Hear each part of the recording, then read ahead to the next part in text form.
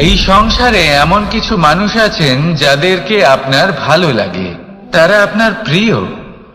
আমরা চাই ওনারা আমাদের কাছে থাকুন, আমরা ওনাদের কাছে থাকি। এবার সেই ক্ষেত্রে আমরা তাদের ভালো ভালো উপহার দেওয়ার চেষ্টা করি, কারণ ওনারা হলেন আমাদের প্রিয়। আর তার বদলে আমরা আশা করে থাকি যে ওনারা আমাদের একটু সম্মান করবেন। এবার এই মানুষজন যারা আমাদের প্রিয়, এদের আমরা একটা উপহার দিই। সোনা দিয়ে থাকি, আভূষণ দিয়ে থাকি, হিরে মুক্ত দিয়ে থাকি। কিন্তু যদি ভেবে দেখি, এই সবকিছুরই একটা মূল্য আছে। ভেবে দেখুন, আপনি কি তাদের এমন কোনো উপহার দিতে পারেন যা কিনা অমূল্য? তা এরকম উপহার কি হতে পারে? ঠিক বলেছেন আপনি, প্রেম। এই প্রেমই হলো অমূল্য, কারণ মন থেকে এর উৎপত্তি হয়। না চেয়ে পাওয়া যায় আর না ছিনিয়ে নেওয়া যায় এই ভালোবাসা। ঠিক এইরকমই হয় এই সম্মান। যদি সম্মান করো তাহলে মন থেকে এবং ভালোবেসে করো, ভয় পেয়ে নয়। মনে রাখবেন, যে মাথা ভয়ের দ্বারা নত হয়, বিরোধিতাও প্রথমে সেই করে থাকে। যে মাথা ভালোবেসে নত হয়, তা আপনার জন্য বলিদানও দিতে পারে। এই সংসারের সব থেকে বড় উপহার, সব থেকে বড় বরদান এই প্রেম এবং সম্মান। তাকে সম্মান করুন আর আমার সাথে ভালোবেসে বলুন, রাধা রাধা।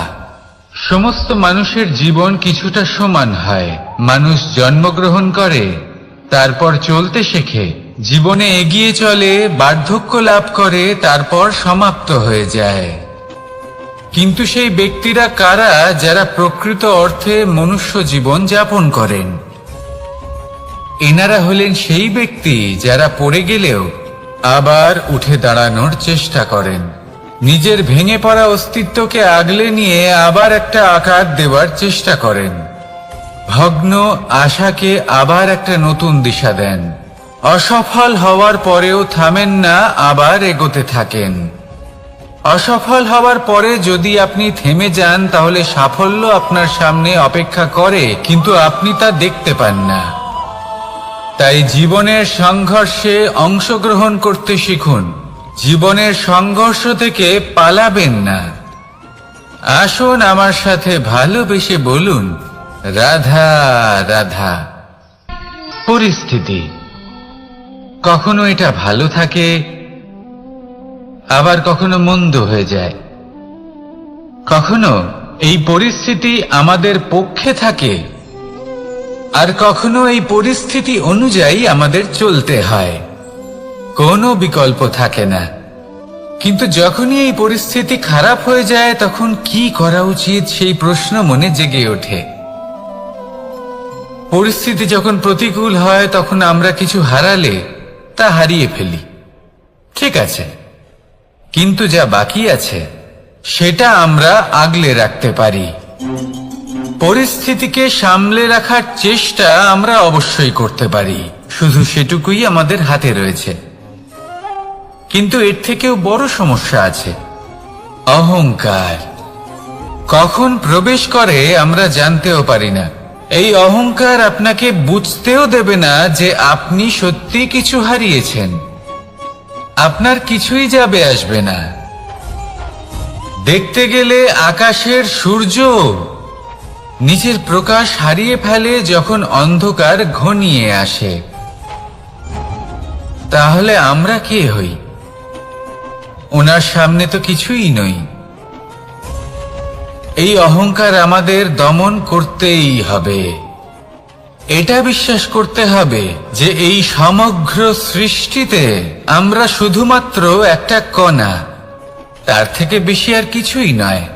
বিশ্বাস করতে হবে যে আমরা ততটাও বড় নই যে কখনোই কিছুই হারাবো না।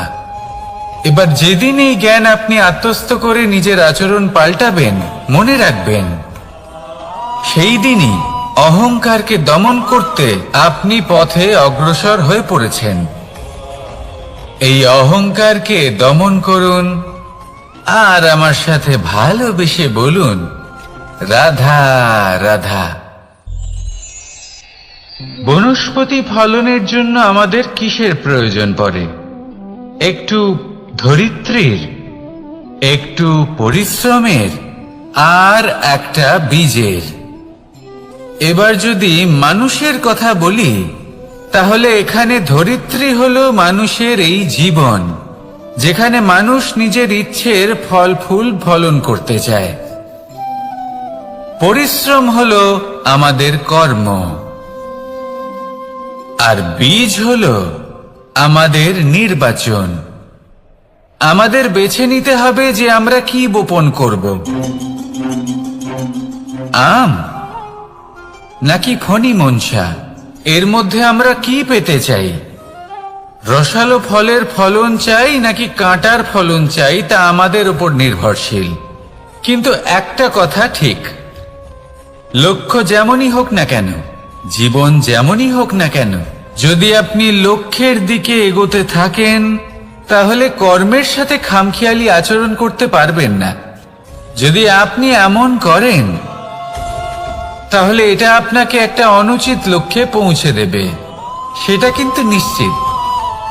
সবসময় এটা মনে রাখবেন, কর্মের সাথে খামখেয়ালি হবেন, অর্থাৎ কর্মফলও আপনার সাথে খামখেয়ালি হবে। তাহলে নিষ্ঠার সাথে কর্ম করতে থাকুন আর নিজের লক্ষ্যকে প্রাপ্ত করুন। আর আমার সাথে ভালোবেসে বলুন, রাধা রাধা। জীবনে এমন কিছু কাজ রয়েছে যা আমাদের কখনোই করা উচিত নয়, যেমন আশা করা।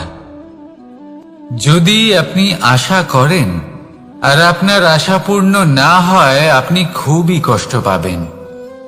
এবার আপনি যদি প্রতীক্ষা করেন, করতেই থাকেন, আর সেই ব্যক্তি যদি না আসে, তাহলেও খুব কষ্ট পাবেন। আর হলো তুলনা। আপনি যদি তুলনা করতে যান, তাহলে এটাই ভাববেন যে হয় আমি বা অন্য কোনো ব্যক্তি, এই দুজনের মধ্যে কোনো এক ব্যক্তি নিকৃষ্ট। আর এই ভাবনাটাই হলো অনুচিত। যদি আমরা কথা বলি সেই সব বিষয়ে যা আমাদের করা উচিত, যেমন পরীক্ষা, এই পরীক্ষা সবসময় আমাদের আরো সফল করে তোলে, আরো শ্রেষ্ঠ করে তোলে, আরো উৎকৃষ্ট করে তোলে। আসন্ন মহাসংগ্রামের জন্য আমাদের প্রস্তুত করে তোলে এই পরীক্ষা। তাই এই পরীক্ষার থেকে কখনোই পালাবেন না, এর সম্মুখীন হন। আর হলো কর্ম। কর্ম করা কখনোই বন্ধ করবেন না। তুলনা করার বদলে কর্ম করুন, প্রতীক্ষা করার বদলে কর্ম করুন, আর আশা করার বদলে কর্মই করুন। জীবন সফল হয়ে যাবে।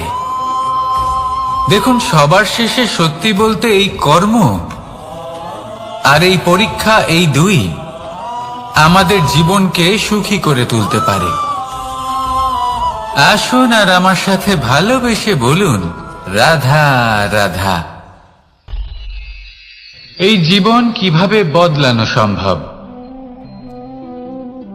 কিছু মানুষ বলেন যে নিরন্তর কাজ করলে, পুরুষার্থ পালন করলে এই জীবন বদলে ফেলা সম্ভব। আজ আমি আপনাকে বোঝাবো যে এক মুহূর্ত, সময় আর সিদ্ধান্ত কতটা গুরুত্বপূর্ণ হয়। এক মুহূর্তই যথেষ্ট। একটা মুহূর্ত এত শক্তিশালী হতে পারে যে তা আপনার সমগ্র জীবন পাল্টে দিতে পারে। এমন এক সময় ছিল শ্রীরামের কাছে, যখন ওনাকে সিদ্ধান্ত নিতে হয় যে উনি নিজের পিতার আদেশ পালন করতে বনবাসে যাবেন নাকি যাবেন না। উনি সেই আদেশ পালন করেছিলেন, তারপর সময় অনুসারে উপযুক্ত সিদ্ধান্ত নিলেন। আর আজ সকলের মনে বসবাস করেন শ্রীরাম। আর অন্যদিকে আছে রাবণ। ওনার কাছে একটা সময় ছিল, একটা সুযোগ ছিল নিজের প্রারব্ধকে শুভ করে তোলার। উনি ভুল করলেন আর মৃত্যু লাভ করলেন। নির্বাচন সবসময় আপনার হাতে, শুধু আপনাকে সময়কে বুঝতে হবে, সেই মুহূর্তকে বুঝতে হবে আর উচিত সিদ্ধান্ত নিতে হবে, ব্যাস। বুঝতে শিখুন এই সময়ের দাবি কি, বুঝতে শিখুন এই সময়ের ইচ্ছে কি, আর উচিত সিদ্ধান্ত নিন। আর আমার সাথে ভালোবেসে বলুন, রাধা রাধা। মানুষের শরীর থেকে যা কিছু নির্গত হয় সবই পচনশীল, তা থেকে দুর্গন্ধ বেরোয়, একটা ঘৃণাবোধ জন্ম নেয়। আমাদের রক্ত হোক, অবশিষ্ট হোক, ঘাম হোক, নিঃশ্বাস হোক, আবার এমনকি যখন আমরা মনুষ্য শরীর ত্যাগ করি তারপরেও এই শরীরেও পচন ধরে, তার থেকে দুর্গন্ধ বেরোয়। কিন্তু বিষয়টা হলো এটা আমাদের হাতেই নেই। তাহলে আমাদের হাতে কি রয়েছে? আমাদের কর্ম, আমাদের উদ্দেশ্য আর আমাদের বাণী। যদি এইগুলো শুভ রাখেন তাহলে শুধু নিজে সুগন্ধিত থাকবেন না, এই সমগ্র সংসারকে সুগন্ধিত করে তুলবেন। কথায় আছে যে বাণীর থেকে অধিক মূল্যবান আর কিছুই নেই।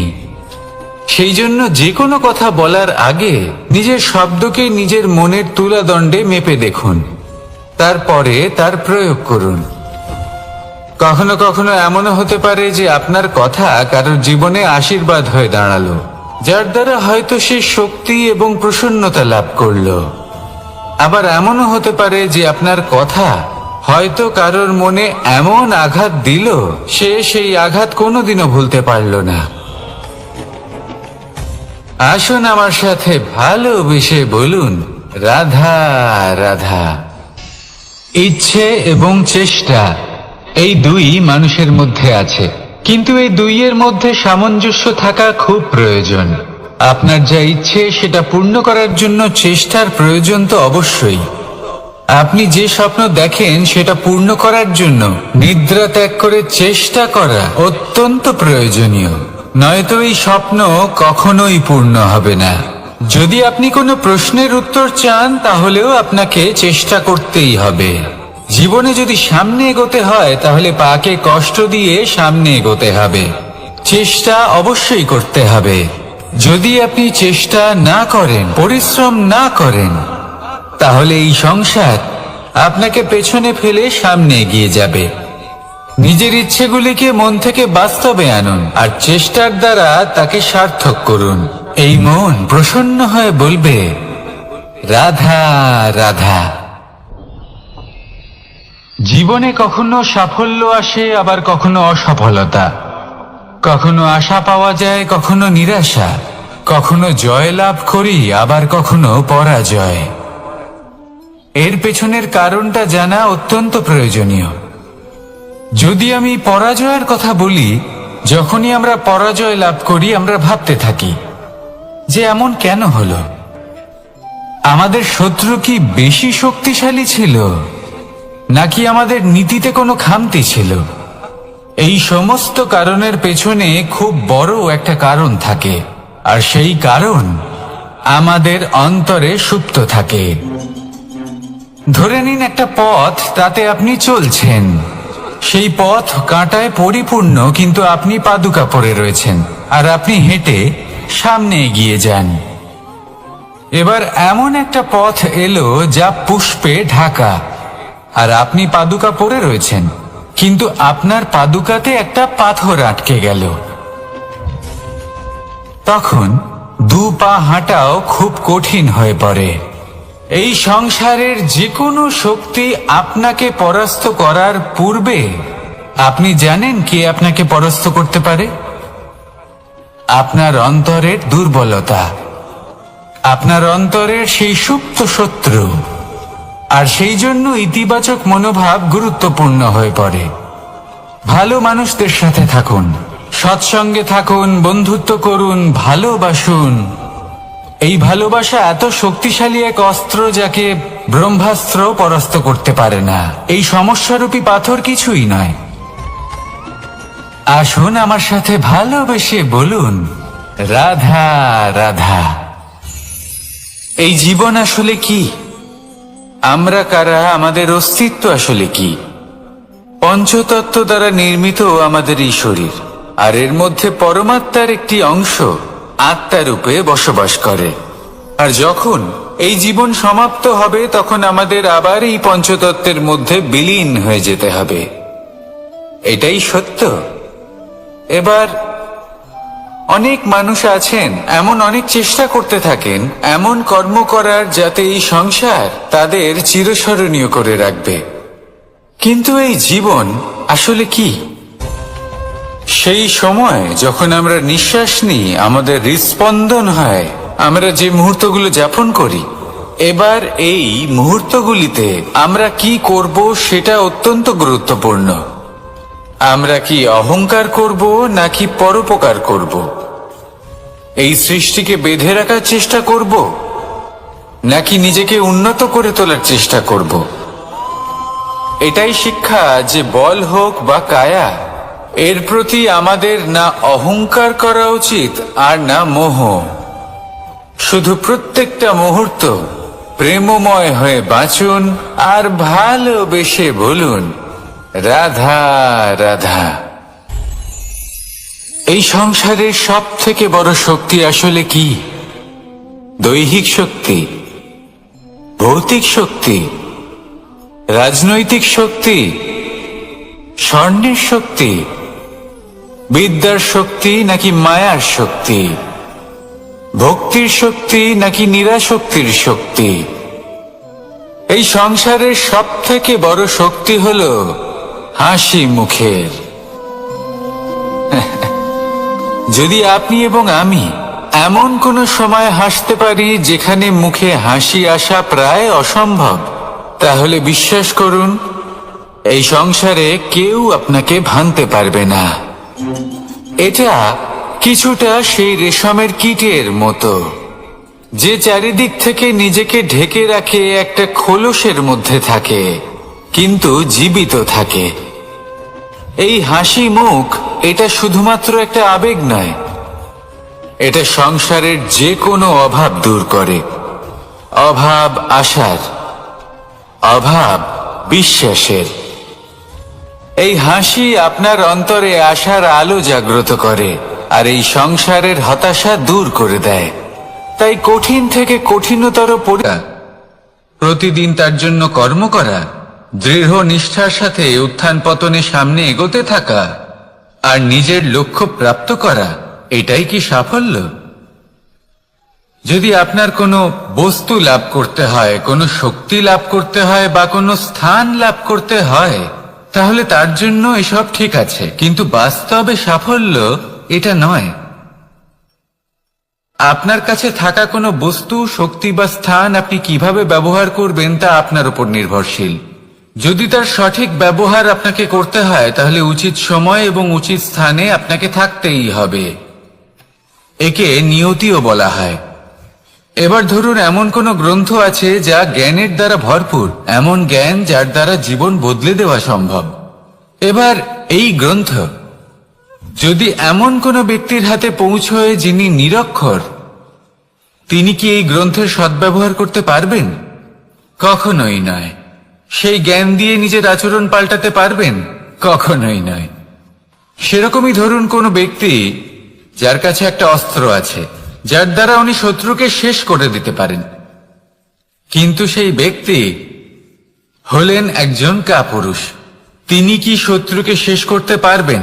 তিনি কি জয়লাভ করতে পারবেন? কখনোই নয়।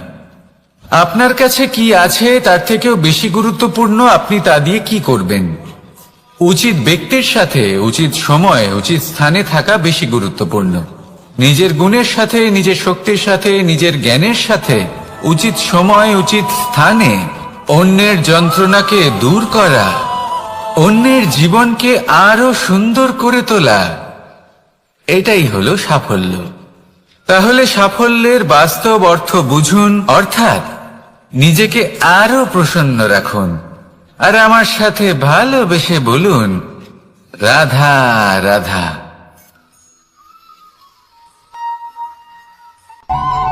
অনেক সময় মানুষ অতীতকে দেখেন আর তখন অহংবোধে পরিপূর্ণ হয়ে ওঠেন।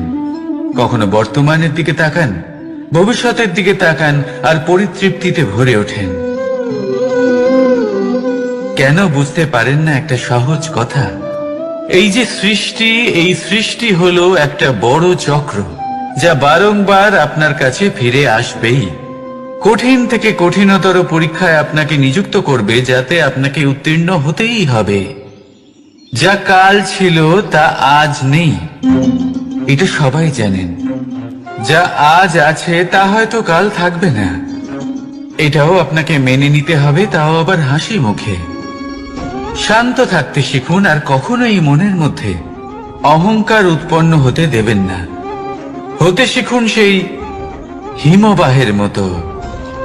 হয়তো এই জন্যই এত শীতল থাকে, কারণ ও জানে গতকালও জল রূপে ছিল, আজ বরফ রূপে হয়তো আছে, কিন্তু কাল পুনরায় সে জলেই পরিণত হবে। নিজেকে শান্ত রাখুন। হয়তো আজ আপনি সাফল্যের শিখরে আছেন, হয়তো বা নেই। আপনাকে প্রত্যেক দিন অবশ্যই দেখতে হবে। শুধু নিরন্তর প্রচেষ্টা করতে থাকুন, প্রত্যেক পরিস্থিতির জন্য তৈরি থাকুন, আর একে ভারসাম্যে রাখতে শিখুন। আপনার কাল হোক, আজ হোক বা আগামীকাল, আপনার ভালো দিন হোক বা খারাপ দিন, সব পবিত্র হয়ে যাবে। তাহলে আসুন আর আমার সাথে ভালোবেসে বলুন, রাধা রাধা। এই সংসারে এমন কোনো পর্বত নেই যা এতটাই উঁচু যে মানুষ তার শিখরে পৌঁছতে পারবে না, তাকে অতিক্রম করতে পারবে না। এই সংসারে এমন কোনো সাগর নেই যা কিনা এতটাই গভীর যেখানে মানুষ তার তলদেশে পৌঁছে ফিরে আসতে পারবে না। একটা ছোট্ট বরফের টুকরো পর্বতের শিখরে গলে গিয়ে বইতে থাকে, আর দেখতে দেখতেই তা মহানদী গঙ্গায় পরিবর্তিত হয়। এর কারণ কি? এর কারণ হলো প্রচেষ্টা, প্রারব্ধ নয়।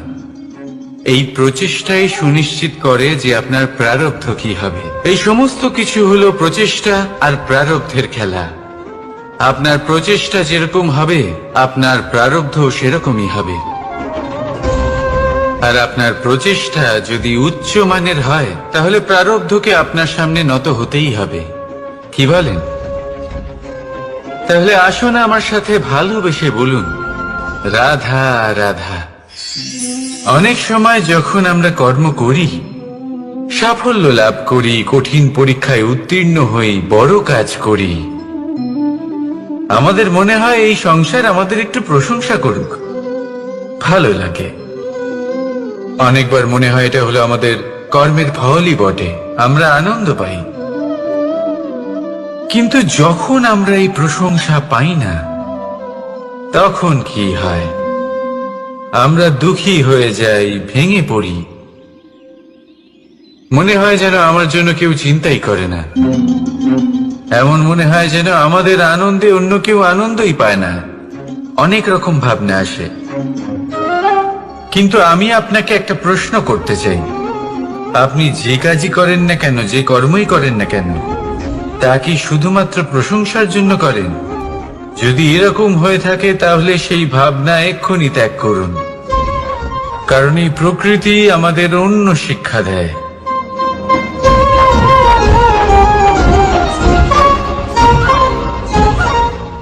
এই ফুলকে দেখুন,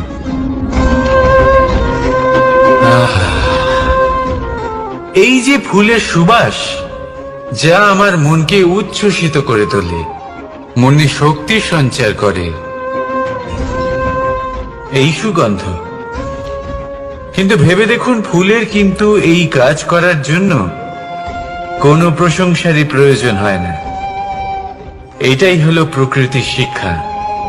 যিনি সৎ হন, সৎকর্ম করেন, তার কোনো প্রশংসার প্রয়োজন হয় না, কারণ ওনার কর্মই হলো ওনার সুবাস। মনে রাখবেন, আতর নকল ফুলে দেওয়া হয়, প্রকৃত ফুলের তার কোনো প্রয়োজন হয় না। সেইভাবেই আপনিও কর্ম করতে থাকুন শুভ চিন্তা নিয়ে। এই মনকে সব সময় শান্ত রাখুন, স্বচ্ছ রাখুন। যদি এরকম করেন, তাহলে আপনার কর্ম এমন সুবাস ছড়াবে যে আপনার জীবনে শুধু এবং শুধুমাত্র আনন্দই থাকবে। তাহলে এই আনন্দ সহকারে বলুন, রাধা রাধা। জীবন, এই জীবন আসলে কি?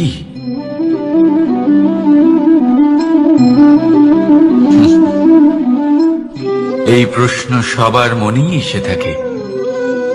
সবার মন এই প্রশ্নের জন্যই চিন্তিত থাকে। এই জীবন আসলে কি? এর উদ্দেশ্য আসলে কি? কি করা যেতে পারে এই জীবনে? এই জীবন কি কিছু পাওয়ার, নাকি এই জীবন কিছু হারাবার? এই জীবন কি আসলে সেটাই যেখানে আমাদের পরমাত্মার খোঁজ করা উচিত, নাকি আমাদের ধাবিত করা উচিত নিজেদের স্বপ্নের লক্ষ্যে? এই জীবন আসলে কি? এই জীবন আসলে অত্যন্ত সরল।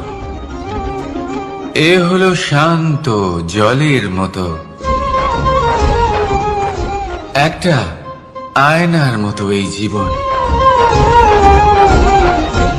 এই জীবন আসলে ঠিক যেন এক আয়নার মতো। আয়না কি করে?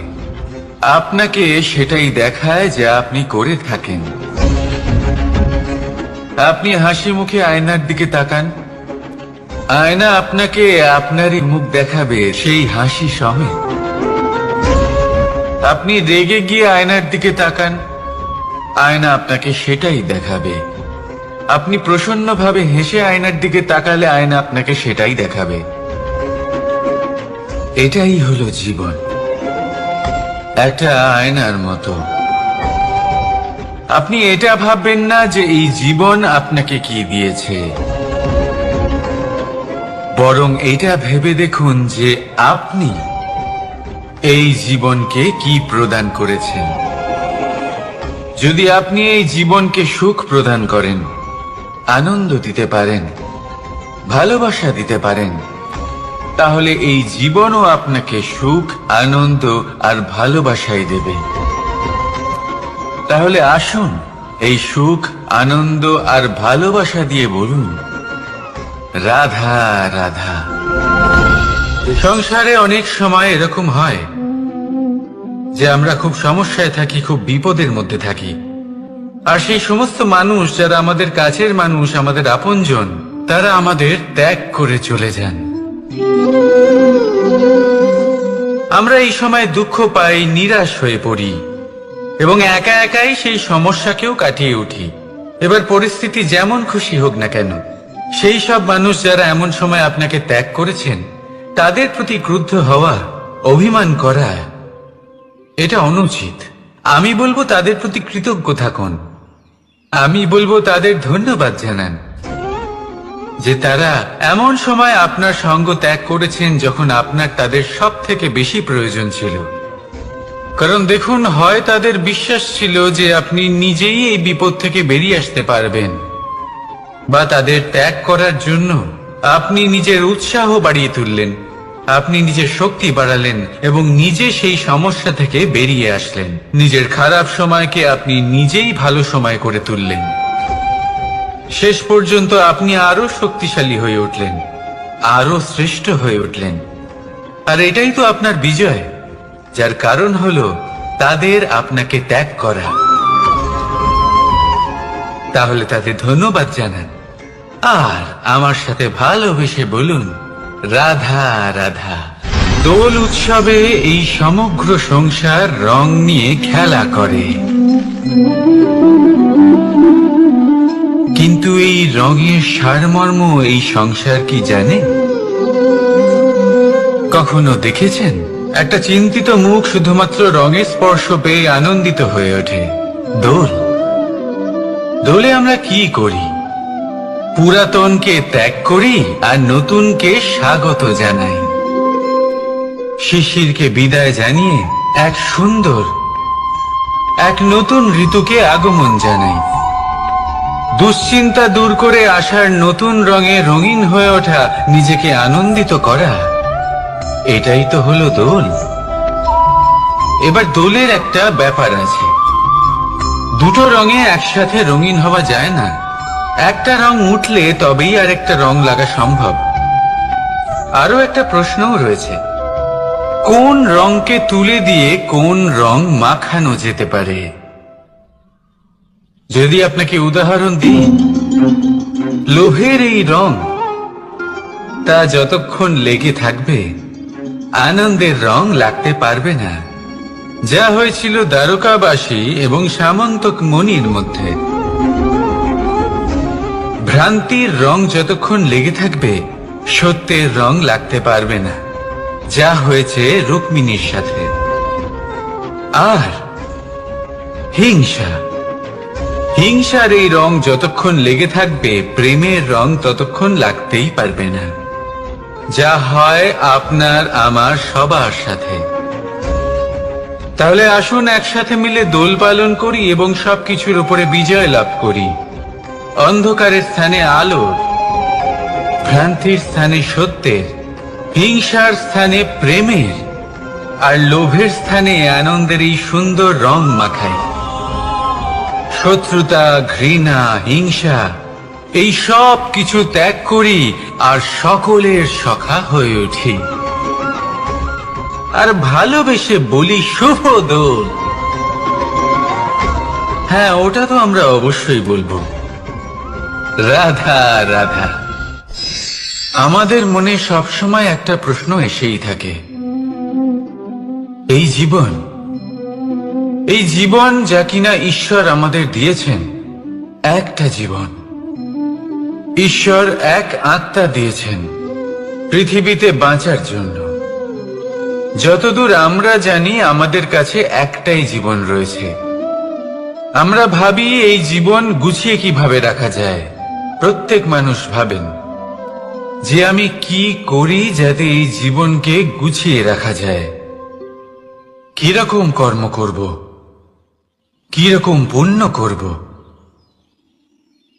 কি ধরনের শাস্ত্র পড়ব যাতে আমি সেই জ্ঞান অর্জন করি যাতে জীবনটা সুন্দর করে তুলতে পারি। আমাদের সমগ্র জীবন কেটে যায় এই প্রশ্নের উত্তর খুঁজতে, সেই শাস্ত্র অধ্যয়ন করতে। এমন অনেক মানুষ তাও বুঝতে পারেন না। আসুন আজ আমি আপনাকে একটা সহজ কথা বলি, যার দ্বারা আপনি নিজের জীবন সুন্দর করবেন। জীবন, জিহ্বা, এদের দুজনেরই হলো একটাই রাশি। জিহ্বা অর্থাৎ আপনার কথা, এই কথাকে সংযত রাখুন, একে সুন্দর করে তুলুন, মধুর কথা বলুন, যতটা সম্ভব একে নিয়ন্ত্রণে রাখুন। আপনার জীবন সুন্দর হয়ে উঠবে। কারণ এই শব্দ হয় অত্যন্ত শক্তিশালী। এটা হলো এমন এক বন্ধন যা আপনার সামনের মানুষকে আপনার ব্যক্তিত্বের সাথে জুড়ে দিতে পারে। তাই এই শব্দ সংযত রাখুন, একে সুন্দর করে তুলুন। আপনার জীবন আপনা থেকেই সুন্দর হয়ে উঠবে। আর আসুন এই মধুর সুন্দর অনুভূতি দিয়ে বলুন, রাধা রাধা। এই জীবন আসলে কি? এ হলো জন্ম থেকে মৃত্যু পর্যন্ত এই সময়। কিছু মানুষ এটা বলে থাকেন যে এই যে নিঃশ্বাস নিচ্ছি, এই হলো জীবন। আর প্রত্যেক ব্যক্তি, প্রত্যেক প্রাণী, তাদের নিঃশ্বাস নির্ধারিত থাকে, নির্দিষ্ট হয়ে থাকে। তাকে সেই নির্ধারিত নিঃশ্বাস নিতেই হয়, তারপর তিনি মৃত্যু লাভ করেন। কিন্তু এটা কি সত্যি? সত্যি কি মনুষ্য জীবন এই নিঃশ্বাসের উপর নির্ধারিত থাকে? এই নিঃশ্বাসের গণনাই কি মনুষ্য জীবনের অস্তিত্ব? কখনোই নয়। মনুষ্য জীবন শুধু কিছু নিঃশ্বাস নয় যা একদিন থেমে যাবে। মনুষ্য জীবন হলো সেই নিঃশ্বাসের মধ্যেকার সেই সময় যা দেখে অন্য কারোর নিঃশ্বাস স্তব্ধ হয়ে যেতে পারে।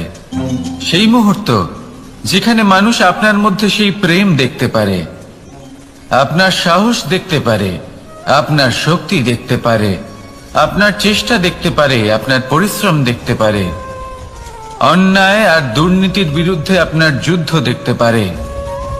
জীবনে গুরুত্বপূর্ণ সেই মুহূর্ত, সেই সময় যেটা আপনি বেঁচে আছেন, সেই সময়ে আপনি এই সংসারের অন্য ব্যক্তিদের জীবন বাঁচার একটা দিশা দেখাতে পারেন, একটা প্রেরণা যোগাতে পারেন, শক্তি দিতে পারেন, আশা দিতে পারেন।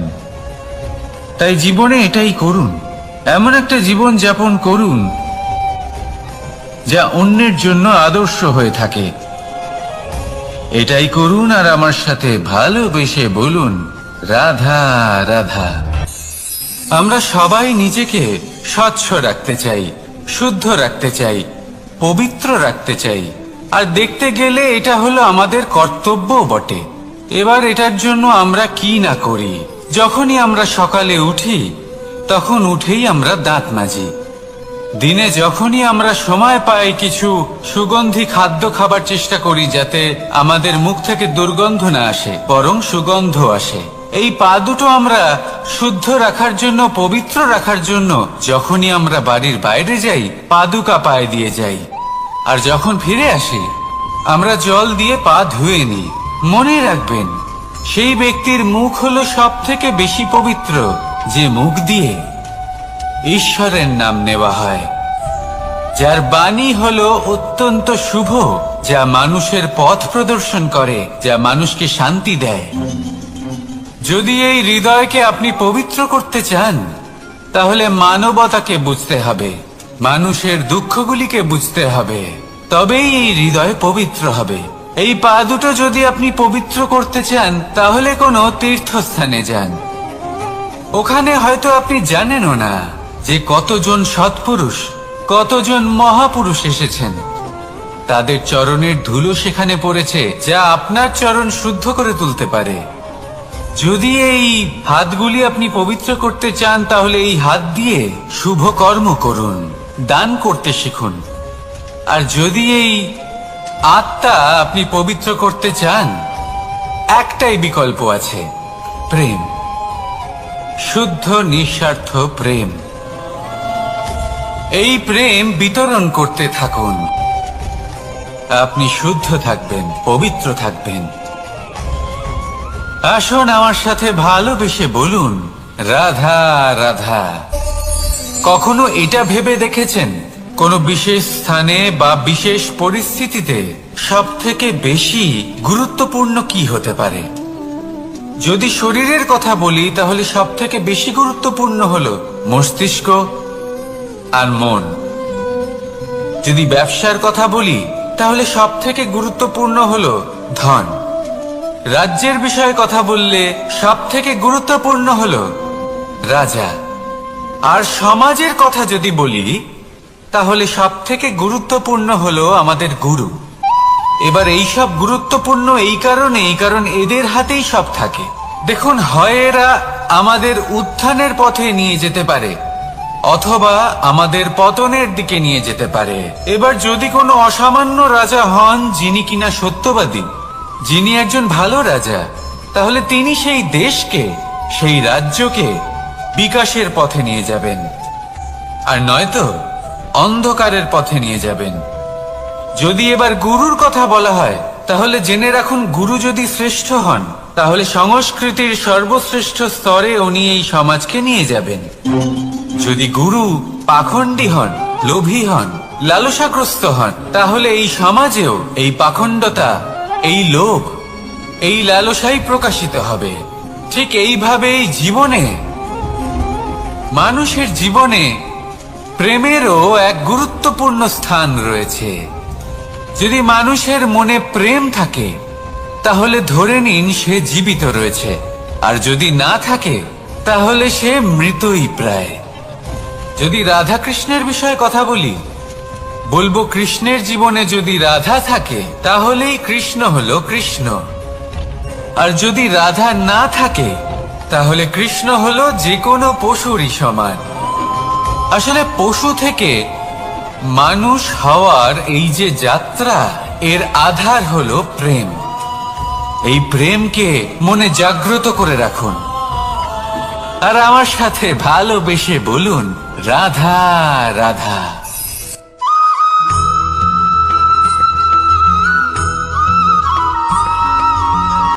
সংসারে আমাদের জীবনে যখন কোনো সুখ বা দুঃখ আসে, তার জন্য আমরা কাউকে না কাউকে অবশ্যই দায়ী করে থাকি, তাই না?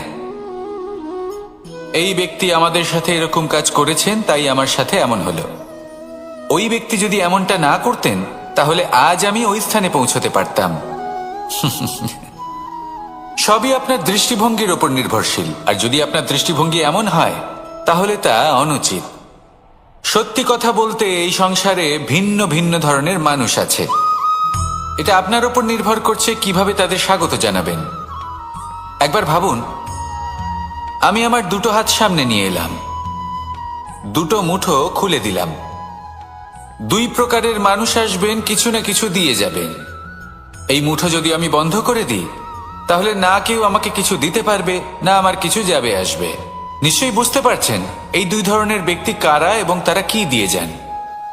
আমি যদি নিজের মুঠো খুলে দিই, তাহলে কিছু ভালো মানুষ আসবেন, আমাকে আনন্দ, সন্তুষ্টি, জ্ঞান প্রদান করে যাবেন, ভালো অভিজ্ঞতা দিয়ে যাবেন। কোনো খারাপ ব্যক্তি যদি আসেন, তাহলে তিনিও খারাপ অভিজ্ঞতা দেবেন, যার থেকে আমি শিক্ষা লাভ করব।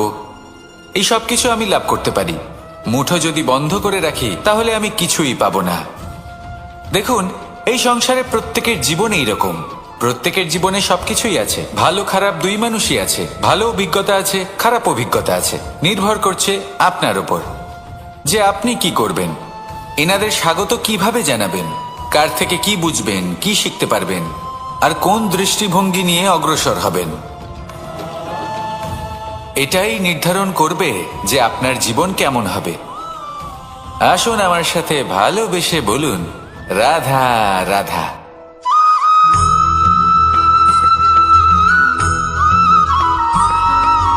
কথায় আছে, প্রত্যেক পুত্র তার পিতার প্রতিচ্ছবি হয়, আর সমস্ত প্রতিচ্ছবি চায় যেন সে তার অস্তিত্ব প্রাপ্ত করতে পারে।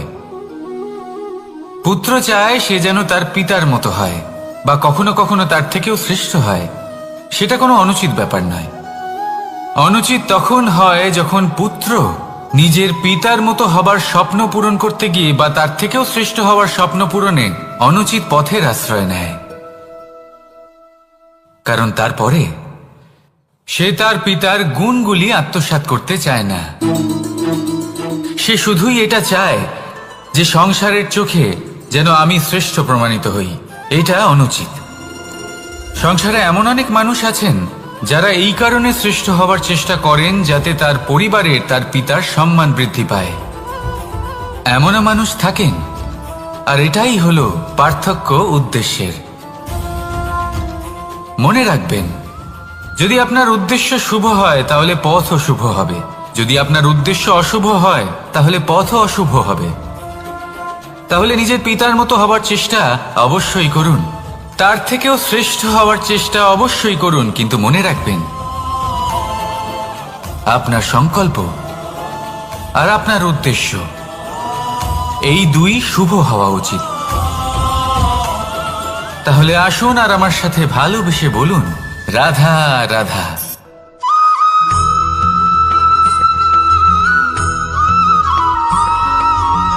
এই দড়িটা দেখুন, ছোট ছোট রেশম দ্বারা তৈরি। এটা সরু সুতো দ্বারা তৈরি হয়েছে এটা, আর এ অত্যন্ত কোমলও বটে। আর আপনি চাইলে এটা সোজাও করে দিতে পারেন, আর চাইলে এটা বেঁকিয়েও দিতে পারেন, আর যদি চান তাহলে এটা গোল গোল করে বেঁধে কোথাও রেখেও দিতে পারেন। এবার এই কোমল দড়ি যদি কোনো নিষ্ঠুর কঠিন পাথরে বারংবার জড়িয়ে দেওয়া হয়, তাহলেও তাকেও কাটতে পারে, নিজের ছাপ ছেড়ে যেতে পারে, সেটার আকারও বদলে ফেলতে পারে। এবার এর কারণ কি? এর কারণ হলো অভ্যাস আর নিরন্তর প্রচেষ্টা। যদি আপনিও চেষ্টা করেন আর নিরন্তর কর্ম করে যান, তাহলে আপনার প্রারব্ধ পাথরের মতো কঠিনই হোক না কেন, তাতে ভাঙন ধরিয়েও আপনি নিজের লক্ষ্যে অবশ্যই পৌঁছতে পারবেন। একটা গুরুত্বপূর্ণ কথা মনে রাখবেন, সুকর্মের অভ্যাস আর নিরন্তর প্রয়াস, এই হলো সাফল্যের মন্ত্র।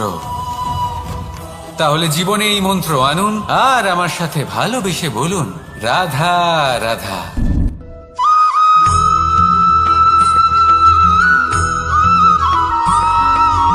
জীবনে অগ্রসর হওয়ার জন্য আমাদের কাকে প্রয়োজন হয়?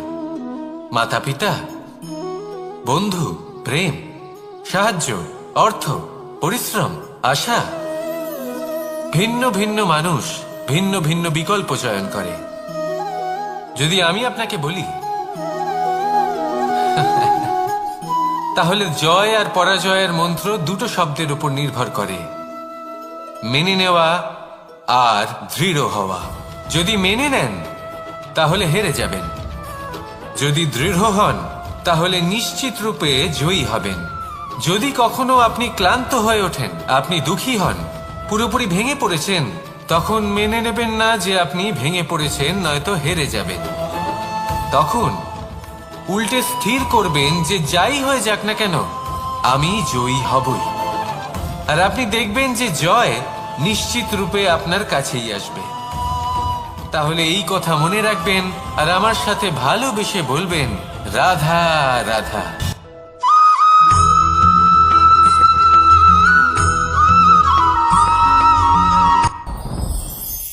সাথী। সাথী এই শব্দটির ব্যাখ্যা কে কিভাবে করে? মিত্র, সখা, বন্ধু। কিন্তু অর্থ একটাই, তিনি যিনি আপনার সঙ্গী হন আর তিনি যার সাথী আপনি হন। এবার সব থেকে বড় প্রশ্ন হলো এটাই যে তিনি কে হতে পারেন যাকে আপনি আপনার সাথী বলে মেনে নিতে পারেন, নিজের সখা, নিজের মিত্র, নিজের বন্ধু মেনে নিতে পারেন। আপনার সাথী হলেন তিনি যিনি দুঃখের সময় আপনার পাশে থাকবেন, আপনার হাত ধরে থাকবেন। আপনার সাথী হলেন তিনি যার হাত আপনি নিজের সুখের দিনে ধরে থাকবেন। সেই সাথীরই হাত ধরুন যিনি দুঃখে সবসময় আপনাকে সাহায্য করার জন্য তৎপর হয়ে থাকেন, আপনার পাশে থাকেন, আর যাকে সুখের দিনে আপনি আপনার সাথে রাখতে পারেন। আর যখন আপনার সাথে আপনার এই সাথী থাকবে তখন আপনি এটা বুঝবেন যে যখন জীবনে দুঃখ আসে তখন এই দুঃখ কমে যায়, সবার মধ্যে ভাগ হয়ে যায়। আর যদি তখন সুখ আসে তাহলে সেটা সবার উপস্থিতিতে আরো বেড়ে যায়। এটাই হলো প্রেম, এটাই হলো ভালোবাসা, এটাই হলো সঙ্গ। যেমন সম্পর্ক আমার আর রাধার মাঝে। তাহলে আসুন আর আমার সাথে ভালোবেসে বলুন, রাধা রাধা।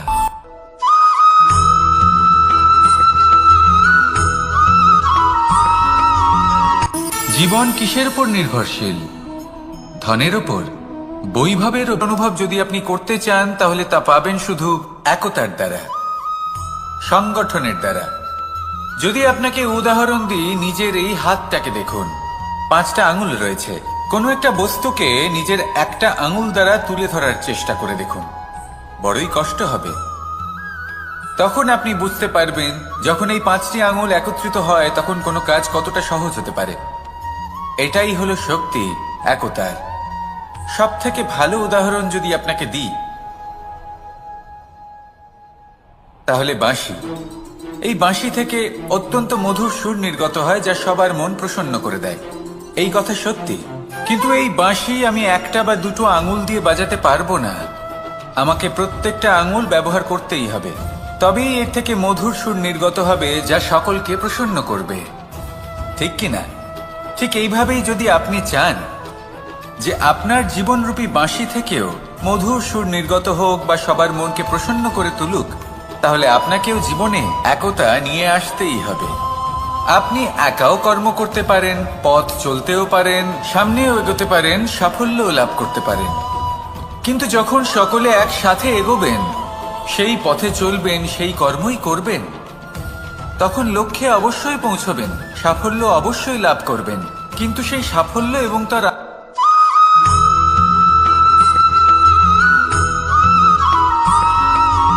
ফিরে আসছিলেন এবং তাদের ফেরার পথে হঠাৎ করে কোথাও থেকে একটি বাছুর চলে এলো।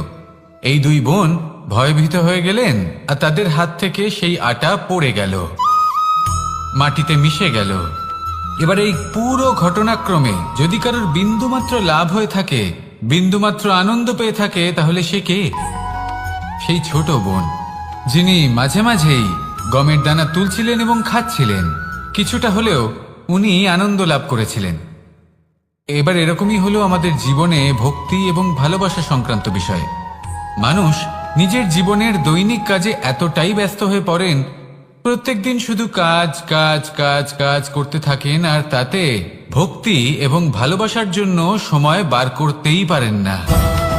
দেখুন, জীবনে ভক্তি আর প্রেমের এই যে ছোট ছোট মুহূর্ত আছে, এগুলো যদি আপনি যাপন করতে পারেন তাহলে তাতেই আপনি তৃপ্তি লাভ করবেন। বাকি সবই আপনার ব্যর্থ বলেই মনে হবে। জীবনে যখনই আপনি কোনো কাজ করবেন, ঈশ্বরের প্রতি সমর্পিত হয়ে সেই কাজ করুন। আর যখনই সময় পাবেন, তাহলে সেই সময় নিজের আপনজনদের দিন। যাদের আপনি ভালোবাসেন তাদের প্রতি যত্নবান হন, তাদের শুভাকাঙ্ক্ষী হন। এই প্রেম আর ভক্তির ছোট ছোট মুহূর্তগুলো আপনার জীবনকে চরিতার্থ করে তুলবে। আসুন আমার সাথে ভালোবেসে বলুন, রাধা রাধা।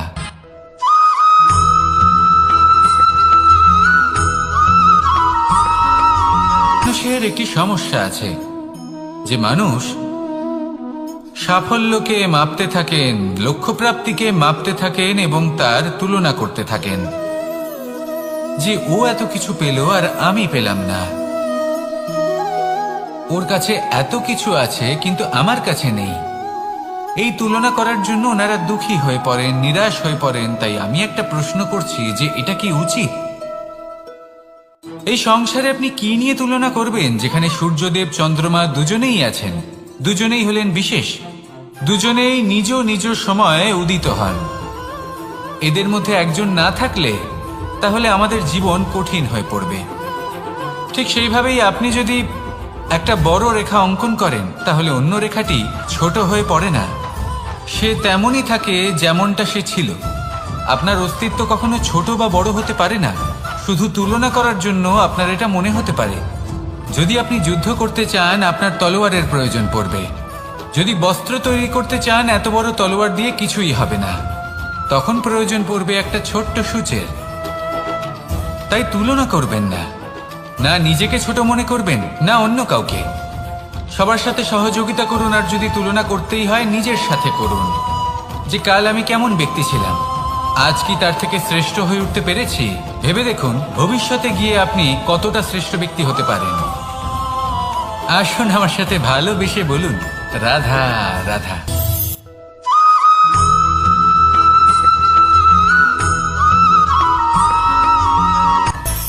মানুষের মধ্যে একটা বিচিত্র প্রবৃত্তি থাকে, অন্য সকলের বিষয়ে, তাদের জীবনের বিষয়ে, তাদের ব্যক্তিত্বের বিষয়ে, তাদের ভবিষ্যতের বিষয়ে অনুমান করা।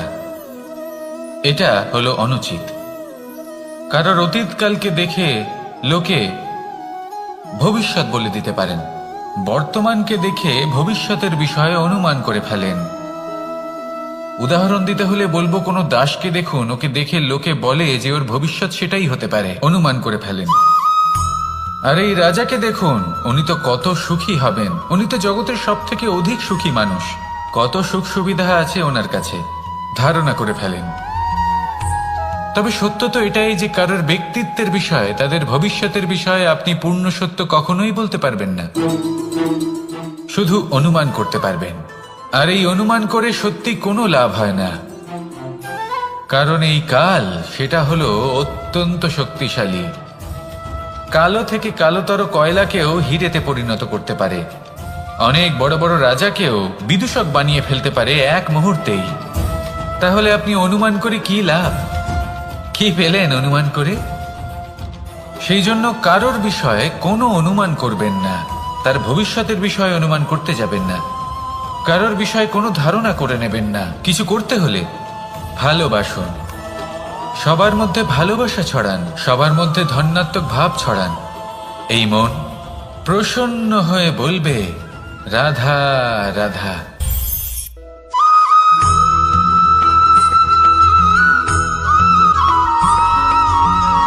মানুষ ভাবেন যে ধন অর্জন করা হলো অত্যন্ত গুরুত্বপূর্ণ।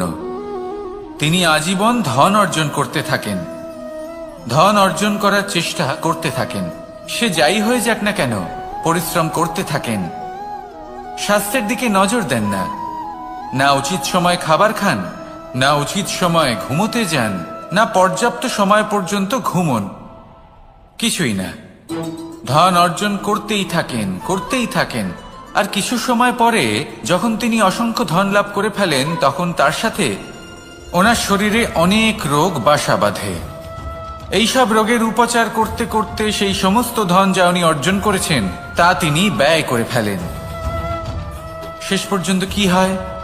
আমরা যেভাবে এসেছি ঠিক সেইভাবেই ফিরে যাই, ধন এখানেই থেকে যায়।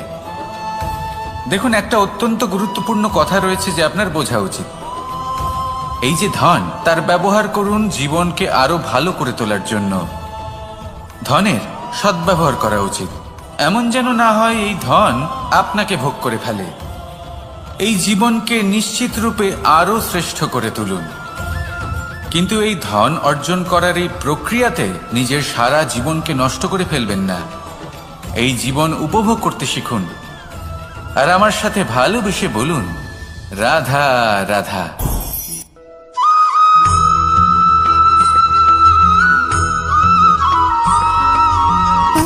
সুখ, দুঃখ এবং শক্তি, এই তিন হলো এই সংসারের ত্রিদেবের মতো। আমাদের জীবনে যা কিছু ঘটছে এই তিনটির ভিত্তির উপরেই হচ্ছে। আসলে এই সংসারের একটা নিয়ম আছে, যখনই আপনি কিছু লাভ করেন এই সংসার আপনার পরীক্ষা নেয়। এটা জানার জন্য আপনার পরীক্ষা নেয় যে আপনি যা কিছুই লাভ করেছেন আপনি কি আদৌ সেটার যোগ্য কিনা।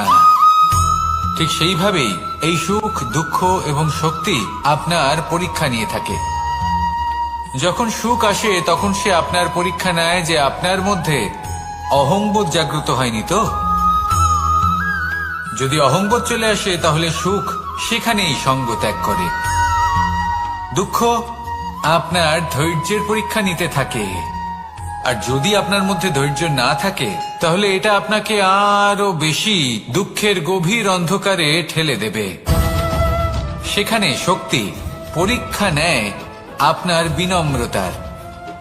যদি আপনি বিনম্র না হন তাহলে হয় এই শক্তি আপনার সঙ্গ ত্যাগ করবে, নয় এই শক্তি বিনম্রতার অভাবে আপনার পতনের কারণ হতে পারে। এই সংসারে যে কোনো ব্যক্তি যিনি এই পরীক্ষায় উত্তীর্ণ হয়ে থাকেন এই জীবনে তিনি সাফল্য লাভ করেন। আসুন আমার সাথে ভালোবেসে বলুন, রাধা রাধা।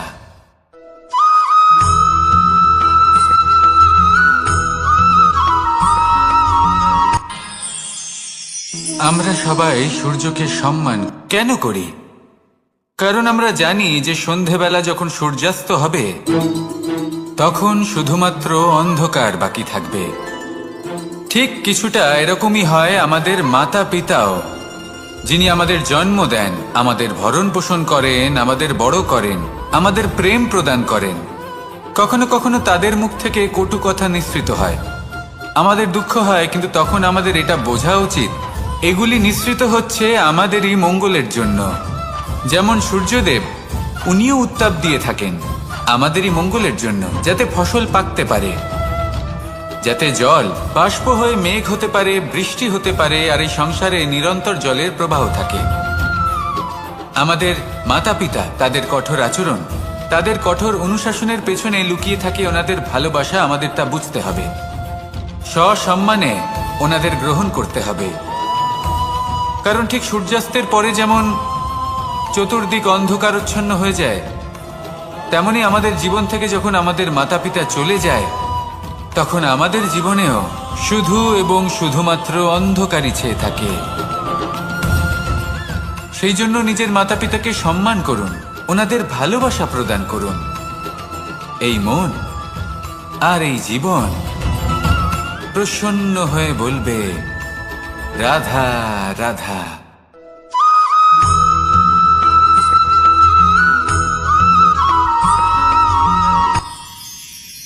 মানুষ তার জীবনে দুই ধরনের পরিস্থিতিকে খুব ভয় পায়। এক, কোনো কারণবশত কারোর সামনে নত হওয়া। দুই, কোনো কারণে নিজের চরিত্র থেকে, নিজের মূল্যবোধ থেকে বিচ্যুত হওয়া। এবার কেন হয় এরকম যে কথায় কথায় কারোর সামনে নত হতে হয়? কেন বারংবার নিজের চরিত্র থেকে চ্যুত হতে হয়? এরকম কেন হয়? এটা তখনই হয় যখন আমাদের শিক্ষা এবং মূল্যবোধের অভাব থাকে।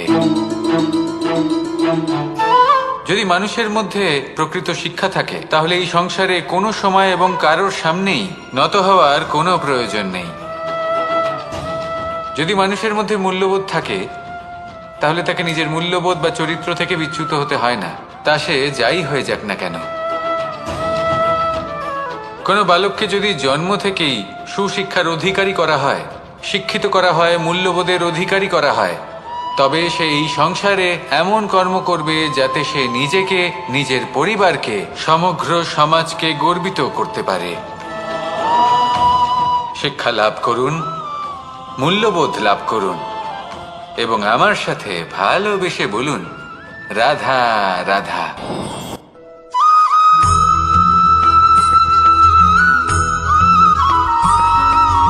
কথায় আছে, প্রত্যেক পুত্র তার পিতার প্রতিচ্ছবি হয়, আর সমস্ত প্রতিচ্ছবি চায় যেন সে তার অস্তিত্ব প্রাপ্ত করতে পারে। পুত্র চায় সে যেন তার পিতার মতো হয় বা কখনো কখনো তার থেকেও শ্রেষ্ঠ হয়। সেটা কোনো অনুচিত ব্যাপার নয়। অনুচিত তখন হয় যখন পুত্র নিজের পিতার মতো হবার স্বপ্ন পূরণ করতে গিয়ে বা তার থেকেও শ্রেষ্ঠ হওয়ার স্বপ্ন পূরণে অনুচিত পথের আশ্রয় নেয়। কারণ তারপরে সে তার পিতার গুণগুলি আত্মসাৎ করতে চায় না। সে শুধুই এটা চায় যে সংসারের চোখে যেন আমি শ্রেষ্ঠ প্রমাণিত হই। এটা অনুচিত। সংসারে এমন অনেক মানুষ আছেন যারা এই কারণে শ্রেষ্ঠ হওয়ার চেষ্টা করেন যাতে তার পরিবারের, তার পিতার সম্মান বৃদ্ধি পায়। এমনও মানুষ থাকেন, আর এটাই হলো পার্থক্য উদ্দেশ্যের।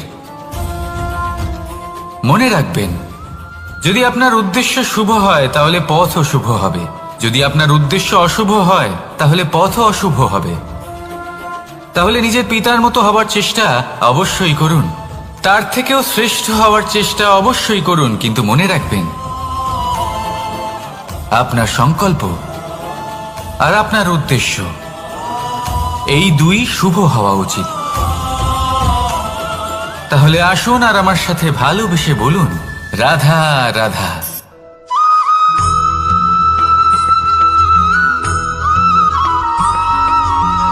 এই সংসারের সব থেকে গুরুত্বপূর্ণ তত্ত্ব কোনটা? প্রথম হলো সময়। জন্ম থেকে মৃত্যু পর্যন্ত এই যে সময়, এটাই তো হলো জীবন। দ্বিতীয় হলো জীবন, যাতে আমরা সময়ের সদ্ব্যবহার করি, শ্রেষ্ঠ থেকে শ্রেষ্ঠতর কাজ করার চেষ্টা করি। বহু বছরের এই পরম্পরা, এই সংস্কৃতিকে এগিয়ে নিয়ে যাওয়ার চেষ্টা করি। এই সংসারে আমরা অংশগ্রহণ করতে চেষ্টা করি। তৃতীয় হলো ধন, সেই ধন যা প্রত্যেক ব্যক্তি অর্জন করতে চেষ্টা করেন। এবার এই তিনটি তত্ত্বের মধ্যে একটা সামঞ্জস্য আছে, সমান ব্যাপার আছে। সে ধনই হোক বা সময় হোক বা হোক জীবন।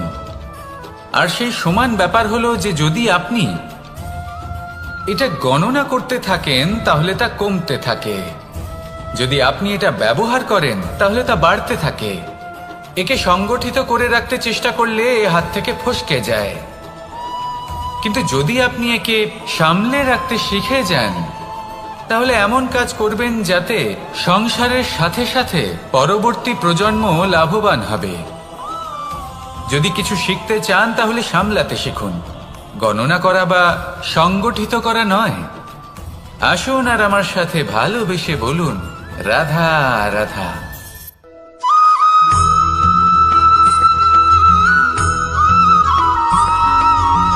পঞ্চতত্ত্বের মধ্যে দ্বিতীয় তত্ত্ব হল ধরণী, ভূমি, যাকে আমরা ধরণী মাতা বলি। এই ধরণী ধৈর্য ধারণ করে, আর এর উপরেই আমাদের সমগ্র সংসার নির্ভরশীল। কারণ এই ভূমি সহ্য ক্ষমতা রাখে, এর সহ্য ক্ষমতা হলো অপরিসীম।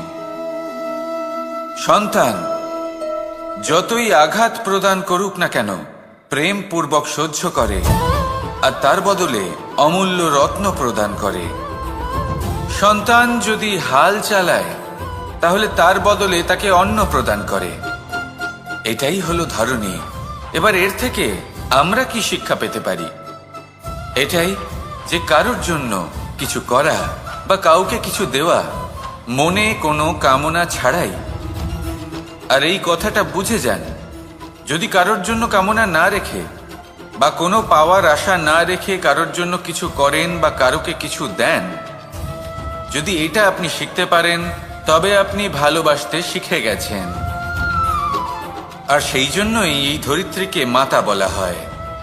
কারণ মাতা শুধু উনি নন যিনি গর্ভে সন্তানকে ধারণ করেন, মাতা তো উনিও যিনি জীবন বাঁচতে শেখান, যিনি জীবন বাঁচার উদাহরণ প্রদান করেন।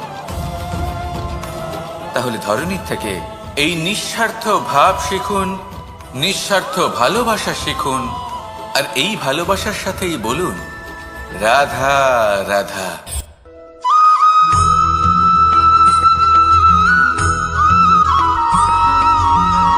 এই সংসারে কোনো বস্তু হোক বা ব্যক্তি হোক, তার একার গুরুত্ব কিন্তু খুব বেশি নয়।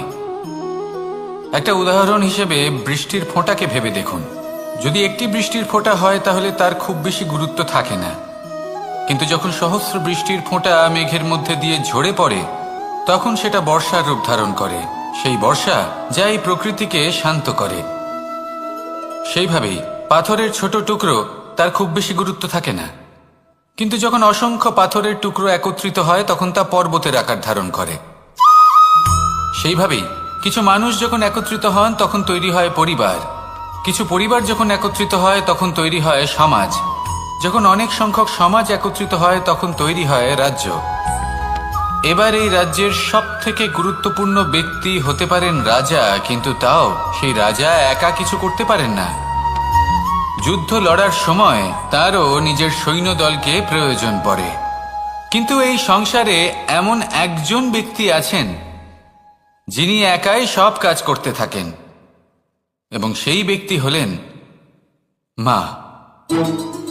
আমাদের জীবনে একজন পিতার ভূমিকা কিন্তু নিঃসন্দেহে অমূল্য, কিন্তু আমাদের সকলের জীবনে যে ভূমিকা একজন মায়ের তা অন্য কারোর থাকে না।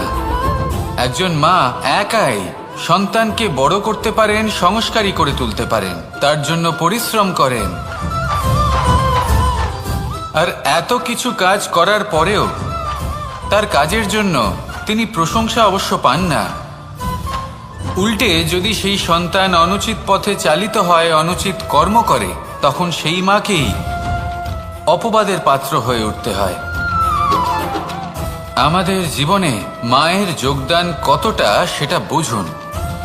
আপনাকে বড় করে তোলার জন্য উনি কতটা পরিশ্রম করেছেন সেটা বুঝুন। আজ থেকে, এখন থেকে, এই মুহূর্ত থেকে মাকে সম্মান করতে শিখুন। যখন সময় পাবেন, যখন সুযোগ হবে, তখন তার প্রশংসা করুন, ওনারও ভালো লাগবে। আর মায়ের এই মমতার জন্য, তার এই ভূমিকার জন্য আসুন সবাই মিলে আমরা তাকে প্রণাম করি, আর সকলে মিলে ভালোবেসে বলি রাধা রাধা।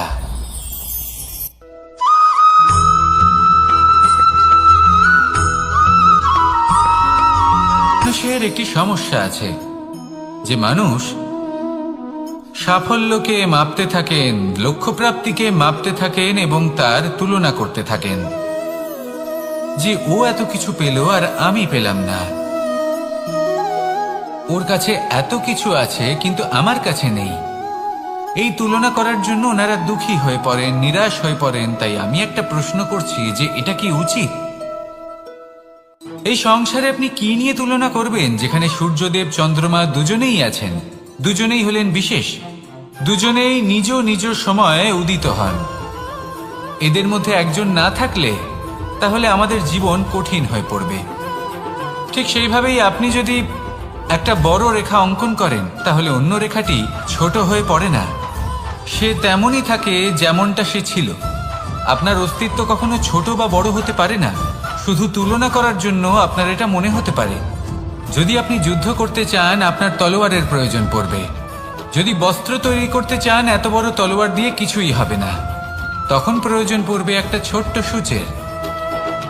তাই তুলনা করবেন না, না নিজেকে ছোট মনে করবেন, না অন্য কাউকে। সবার সাথে সহযোগিতা করুন, আর যদি তুলনা করতেই হয় নিজের সাথে করুন, যে কাল আমি কেমন ব্যক্তি ছিলাম, আজ কি তার থেকে শ্রেষ্ঠ হয়ে উঠতে পেরেছি। ভেবে দেখুন ভবিষ্যতে গিয়ে আপনি কতটা শ্রেষ্ঠ ব্যক্তি হতে পারেন।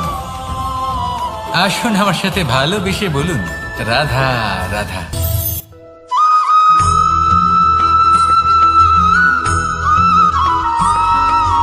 জীবনে অগ্রসর হওয়ার জন্য আমাদের কাকে প্রয়োজন হয়?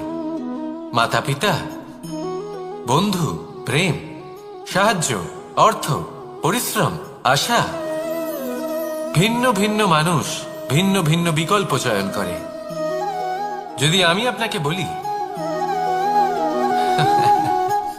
তাহলে জয় আর পরাজয়ের মন্ত্র দুটো শব্দের উপর নির্ভর করে, মেনে নেওয়া আর দৃঢ় হওয়া। যদি মেনে নেন তাহলে হেরে যাবেন, যদি দৃঢ় হন তাহলে নিশ্চিত রূপে জয়ী হবেন। যদি কখনো আপনি ক্লান্ত হয়ে ওঠেন, আপনি দুঃখী হন, পুরোপুরি ভেঙে পড়েছেন, তখন মেনে নেবেন না যে আপনি ভেঙে পড়েছেন, নয়তো হেরে যাবেন। তখন উল্টে স্থির করবেন যে যাই হয়ে যাক না কেন আমি জয়ী হবই। আর আপনি দেখবেন যে জয় নিশ্চিত রূপে আপনার কাছেই আসবে। তাহলে এই কথা মনে রাখবেন আর আমার সাথে ভালোবেসে বলবেন, রাধা রাধা।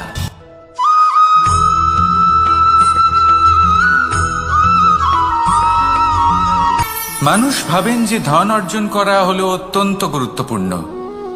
তিনি আজীবন ধন অর্জন করতে থাকেন, ধন অর্জন করার চেষ্টা করতে থাকেন। সে যাই হয়ে যাক না কেন পরিশ্রম করতে থাকেন। স্বাস্থ্যের দিকে নজর দেন না, না উচিত সময় খাবার খান, না উচিত সময় ঘুমোতে যান, না পর্যাপ্ত সময় পর্যন্ত ঘুমন, কিছুই না। ধন অর্জন করতেই থাকেন, করতেই থাকেন। আর কিছু সময় পরে যখন তিনি অসংখ্য ধন লাভ করে ফেলেন, তখন তার সাথে ওনার শরীরে অনেক রোগ বাসা বাঁধে। এইসব রোগের উপচার করতে করতে সেই সমস্ত ধন যা উনি অর্জন করেছেন তা তিনি ব্যয় করে ফেলেন। শেষ পর্যন্ত কি হয়? আমরা যেভাবে এসেছি ঠিক সেইভাবেই ফিরে যাই, ধন এখানেই থেকে যায়। দেখুন, একটা অত্যন্ত গুরুত্বপূর্ণ কথা রয়েছে যে আপনার বোঝা উচিত।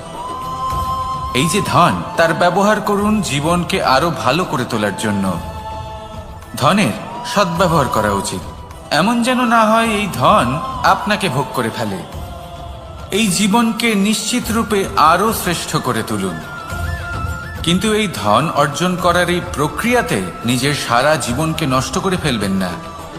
এই জীবন উপভোগ করতে শিখুন আর আমার সাথে ভালোবেসে বলুন, রাধা রাধা।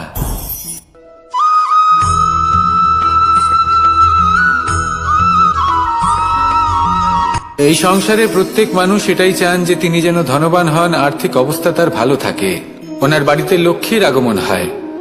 কিন্তু সেটা হবে কি করে, সেটাই হলো প্রশ্ন।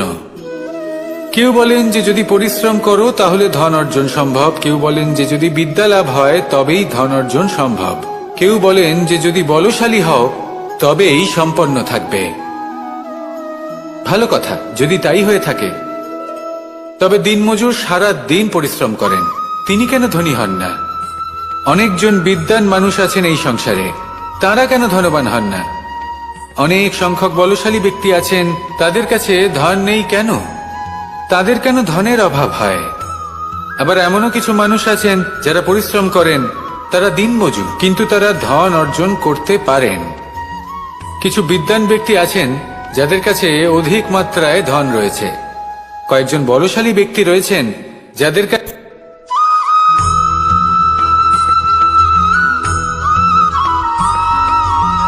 পঞ্চতত্ত্বের মধ্যে দ্বিতীয় তত্ত্ব হল ধরণী, ভূমি, যাকে আমরা ধরণী মাতা বলি।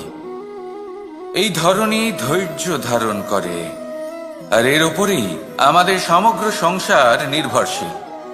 কারণ এই ভূমি সহ্য ক্ষমতা রাখে, এর সহ্য ক্ষমতা হলো অপরিসীম। সন্তান যতই আঘাত প্রদান করুক না কেন, প্রেম পূর্বক সহ্য করে আর তার বদলে অমূল্য রত্ন প্রদান করে। সন্তান যদি হাল চালায় তাহলে তার বদলে তাকে অন্ন প্রদান করে। এটাই হলো ধরনী। এবার এর থেকে আমরা কি শিক্ষা পেতে পারি? এটাই যে কারোর জন্য কিছু করা বা কাউকে কিছু দেওয়া মনে কোনো কামনা ছাড়াই। আর এই কথাটা বুঝে যান, যদি কারোর জন্য কামনা না রেখে বা কোনো পাওয়ার আশা না রেখে কারোর জন্য কিছু করেন বা কারোকে কিছু দেন, যদি এটা আপনি শিখতে পারেন তবে আপনি ভালোবাসতে শিখে গেছেন। আর সেই জন্যই এই ধরিত্রীকে মাতা বলা হয়। কারণ মাতা শুধু উনি নন যিনি গর্ভে সন্তানকে ধারণ করেন, মাতা তো উনিও যিনি জীবন বাঁচতে শেখান, যিনি জীবন বাঁচার উদাহরণ প্রদান করেন। তাহলে ধরনীর থেকে এই নিঃস্বার্থ ভাব শিখুন, নিঃস্বার্থ ভালোবাসা শিখুন, আর এই ভালোবাসার সাথেই বলুন রাধা রাধা।